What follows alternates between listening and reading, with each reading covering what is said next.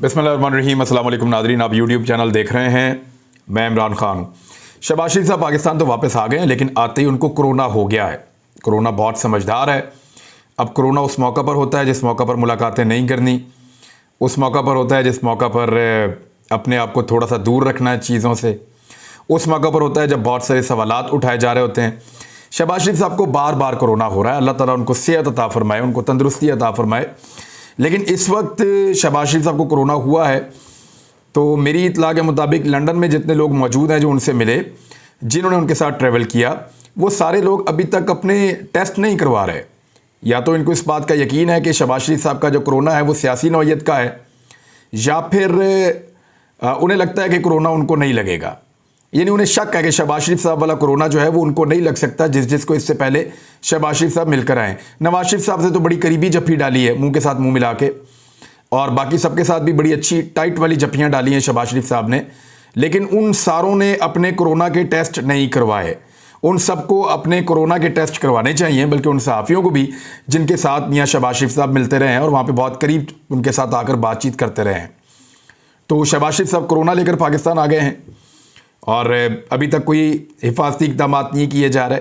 लेकिन कोरोना ने एक सहूलत ज़रूर फराहम कर दी है शहबाज शरीफ साहब को।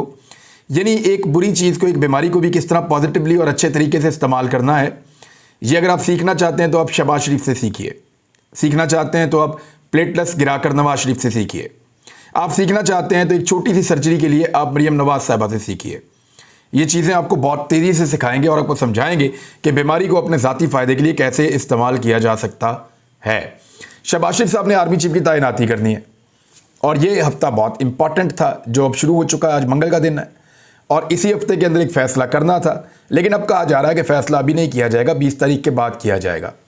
25 को करें, 26 को करें, 27 को करें, फ़ैसला तो बिलाखिर करना पड़ेगा और फ़ैसला किए बगैर गुजारा नहीं होगा।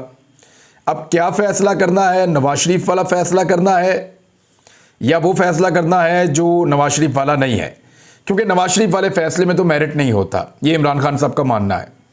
और वो बार बार ये कहते हैं कि मियाँ नवाज शरीफ साहब मेरिट की खिलाफ वर्जी करेंगे और वो हमेशा कोशिश करते हैं कि चीज़ों को अपने हक़ में इस्तेमाल करें। तो नादरीन, शहबाज शरीफ साहब को फ़ैसला तो वही वाला करना पड़ेगा जो फ़ैसला उनको बताया जाएगा, चाहे वो कोरोना में हो, चाहे वो कोरोना के बगैर हो। लेकिन क्या शहबाज शरीफ वो वाला हौसला और हिम्मत अपने अंदर पैदा कर सकेंगे?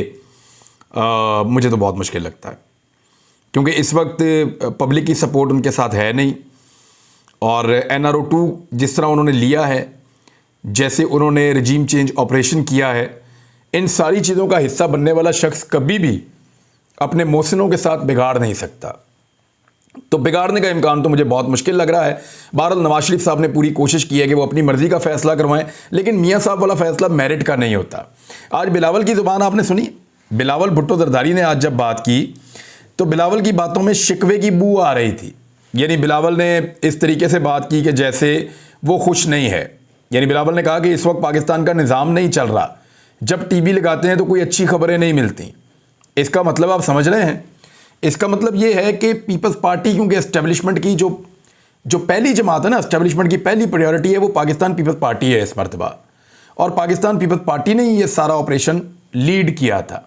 तो पीपल्स पार्टी अपने आप को बाहर करेगी उस मामले से जो नवाज शरीफ और शहबाज शरीफ दोनों भाई मिलकर अपनी मर्जी से करने की कोशिश करेंगे। तो इसको आप क्लियर कर लें। दूसरा, जो वो मिलकर करने की कोशिश करेंगे उस पर इमरान खान साहब ने एक और तहफ़्फ़ुज़ात का इजहार कर दिया है। इमरान खान साहब ने कहा कि नवाज शरीफ नए आर्मी चीफ से कहेंगे कि इमरान खान को नाअहल करवाएं।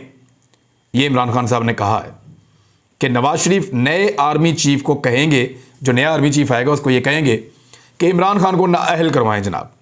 और इमरान खान ने इल्ज़ाम आयद किया कि नवाज शरीफ जिसको भी आर्मी चीफ लगवाएंगे उससे कहेंगे कि किसी न किसी तरह इमरान खान को नाअहल करवाएं। और ये बात उन्होंने अपने चिश्तियाँ में जो वो जलसा कर रहे थे इमरान खान साहब, क्योंकि चिश्तियाँ वो गए नहीं, वहाँ पे जो कारकुन, क्योंकि हर तरफ से अब लॉन्ग मार्च निकल पड़ा है और हर तरफ से आगे बढ़ता चला जा रहा है, तो जो चिश्तियाँ वाले कारकुन हैं उनसे बात करते हुए इमरान खान साहब ने ये कहा है। ख्वाजा आसिफ साहब ने अब एक बयान दाग दिया इस मौके पर। उन्होंने कहा जी कि आर्मी चीफ की तैनाती के लिए नून लीग का कोई फेवरेट नाम नहीं है। वजह यह है कि ख्वाजा साहब भी एस्टेब्लिशमेंट के बहुत करीबी आदमी हैं। ख्वाजा साहब जब पिछली मरतबा इलेक्शन हार रहे थे उस्मान डार से, तो इन्होंने आर्मी चीफ को फ़ोन किया था और बकौल ख्वाजा साहब के उसके बाद मामलात उनके हक में चले गए। तो जनरल कमर जावेद बाजवा साहब को इन्होंने फ़ोन किया कि मैं इलेक्शन हार रहा हूँ, और उसके बाद फिर ख्वाजा आसिफ साहब इलेक्शन जीत गए। ये बात अब रिकॉर्ड का हिस्सा है, मैं इसके ऊपर और कुछ कहना नहीं चाहता।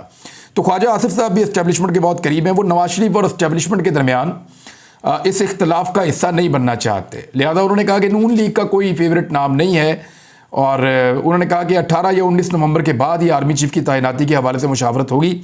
सिपा सलार की तैनाती के लिए मुस्लिम लीग इनका कोई फेवरेट नाम नहीं है। अब कह रहे हैं कि मुशावरत होगी, और पहले कह रहे थे कि नवाज शरीफ के साथ मुशावरत के लिए शहबाज शरीफ बरतानिया गए हैं। अब बहुत सारे सहाफ़ी, बहुत सारे लोग कह रहे हैं कि सीनियरिटी लिस्ट में जो सबसे सीनियर होगा ना, वो पाकिस्तान का आर्मी चीफ बन जाएगा। तो ये दो लिस्टें शुरू होती हैं। एक लिस्ट शुरू होती है जनरल आसिम मुनीर साहब के नाम से, दूसरी लिस्ट शुरू होती है जनरल साहिर शमशाद साहब के नाम से। अब जो आसिम मुनीर साहब वाली लिस्ट है, वो पिछले साल अक्टूबर में जब मैंने इस पर प्रोग्राम किया तो GHQ से मुझे बड़ा सख्त उसके ऊपर शिकवा आया। बहुत ताकतवर लोगों ने मुझे शिकवा किया कि आपने ये नाम कहाँ से डाल दिया भाई, ये तो 27 नवंबर को रिटायर हो रहे हैं, लिहाजा इनका नाम नहीं है। जो टॉप प्रायोरिटी के ऊपर जो लिस्ट में पहला नाम है वो जनरल साहिर शमशाद साहब का है। तो मैंने कहा जी मैं इसको ऐसे कर दूं। उन्होंने कहा जी आप इसको ऐसे भी ना करें, आप इसको ख़त्म ही कर दें।